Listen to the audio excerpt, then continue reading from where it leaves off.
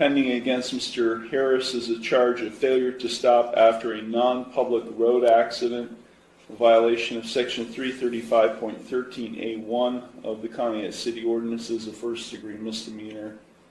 Mr. Harris is present. He's accompanied by his attorney, Philip Peasley. Also present is Law Director John Lewis. Mr. Lewis, the court has received a status report. Thank you, Your Honor.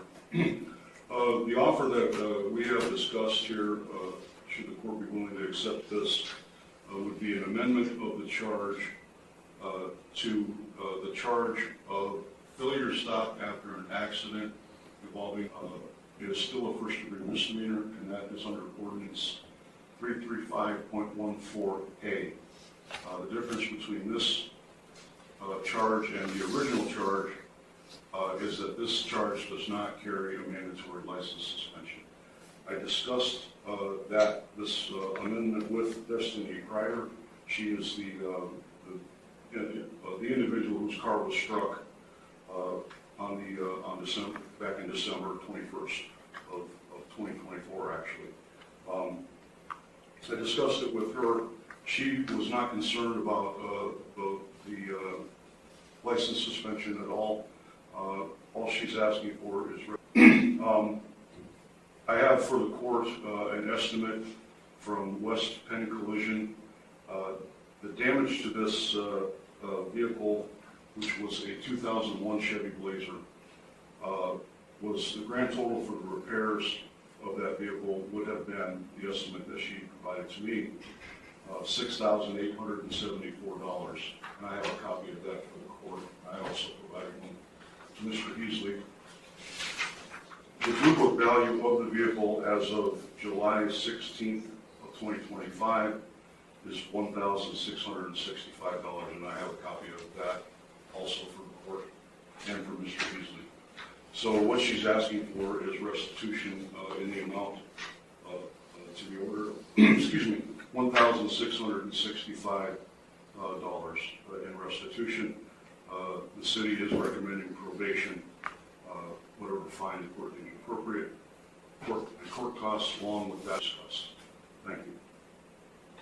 Thank you.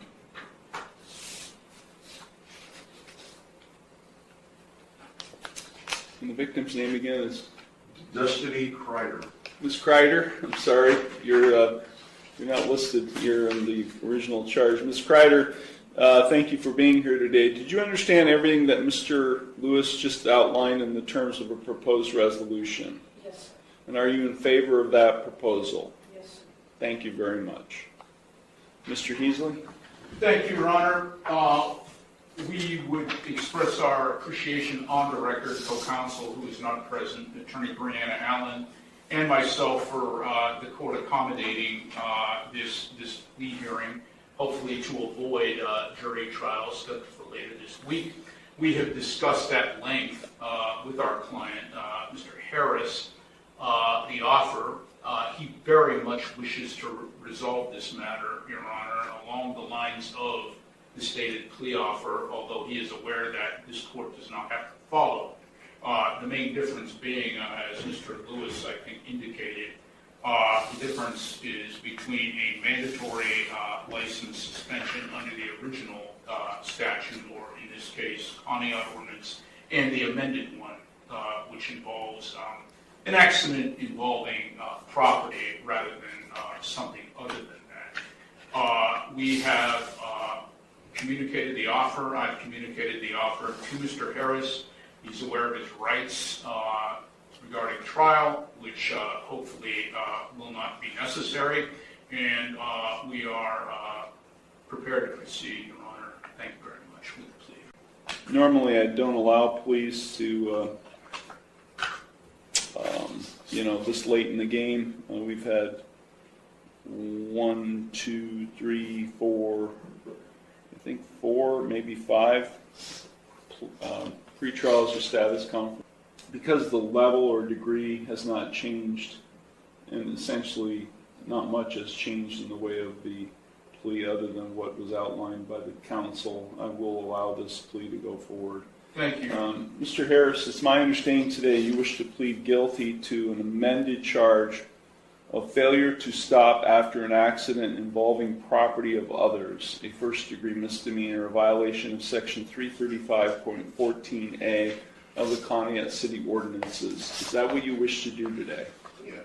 Okay, I'm going to provide you, Mr. Heasley, a written waiver of your trial rights and right to a jury trial and acknowledgement of effective plea. If you find that document acceptable, you can sign and date it. It does find that defendants, as I indicated, I will allow the amendment to go forward. I do find the defendant's plea of guilty to the amended charge to be knowing, voluntary, and intelligent. The court will accept the guilty plea to the amended charge, and I will therefore find him guilty of the amended offense. We will now proceed to sentencing. Mr. Heasley, is there anything you or your client would like to say at this time before I impose sentence? Thank you, Your Honor. My client, as indicated earlier, does wish very much to resolve this matter, and that basically influenced the decision not to go to trial, which of course belongs to the defendant rather than counsel. We're aware that there is restitution to be made in this matter, and hopefully that will not be a problem. And he's aware of the possible sanctions that come along with this offense. We would hope that the court not suspend his driving privileges if possible. He's aware the court does not have to go along with the agreement, although we would hope that the court would. And once again, we appreciate the opportunity to plead to the lateral offense, same degree that was afforded us in this hearing. This incident happened last December, Your Honor. Mr. Harris is not reoffended in any way, and he is not likely to do so at any time in the future. Thank you very much. That's all. Thank you. Mr. Harris, is there anything you would like to say at this time before I impose sentence? I'm not sure I'm allowed to say it, so I just hope that I can keep on saying. That's all? Yeah. Okay. Okay. Mr. Lewis? Thank you, Your Honor. Just a real brief recitation. Back on December 21st, Ms. Kreider's vehicle was parked in front of her residence in the street. It was struck by another vehicle.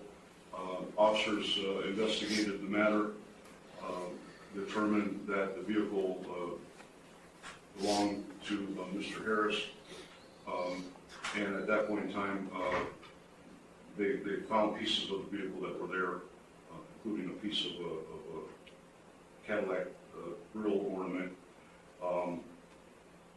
and they matched it to the front of Mr. Harris's vehicle, and it fit. A piece of the Cadillac grill ornament fit perfectly, so that's how it was determined that Mr. Harris's vehicle was involved in the accident. Other than that, Your Honor, like I said earlier, all Ms. Kreider is really concerned with would be the restitution amount that we discussed previously of $1,665. She currently is she's been without a vehicle, I believe, since this accident happened. Is that correct? She's been without a vehicle this whole time. Thank you, Your Honor. Thank you. Ms. Kreider, is there anything you would like to say at this time before I impose sentence? No? So I think if there's a restitution component being included in, it seems, because this was not a citation that was issued, this was a complaint filed with the law director, so I can't tell from the paperwork filed with the court whether he had insurance or not, but I'm assuming since restitution is a component of the sentence that there was no insurance? I was the one driving it, so Was there insurance on the vehicle? I don't know. I didn't do it, so I don't know. I didn't have the car in my possession.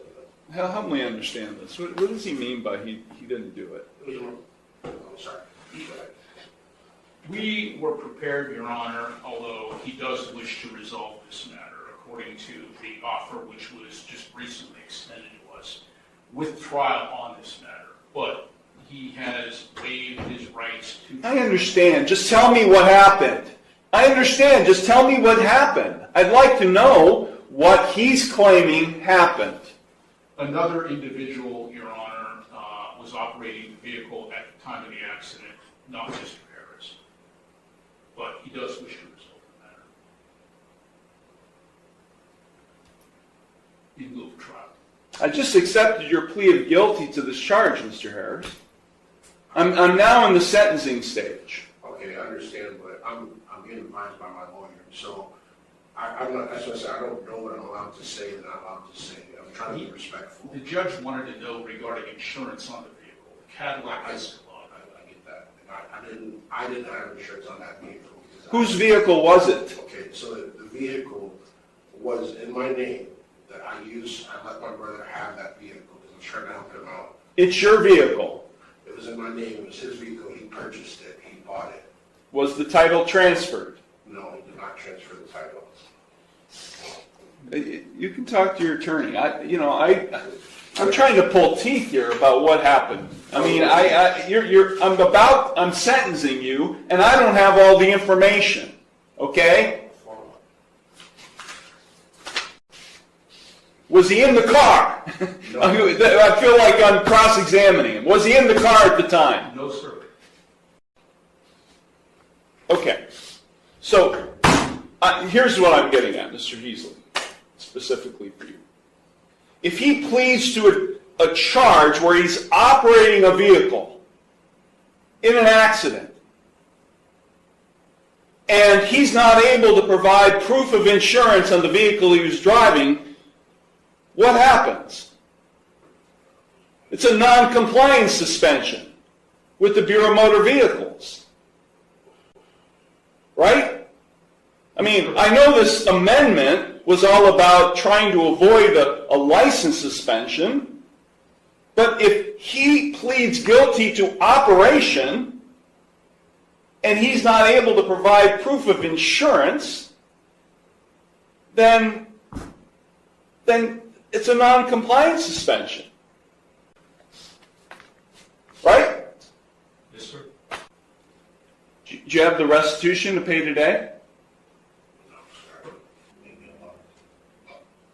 This case has been pending since December. You haven't been setting any money aside for that possible consequence? I'm living paycheck to paycheck. Okay. I have 5 kids. I'm sorry, Mr. Harris, but take a look behind you. I didn't do it. You just pled guilty to it. Because I'm being advised by my attorney. I asked last time I was here, I asked if I could talk. No one's letting me talk.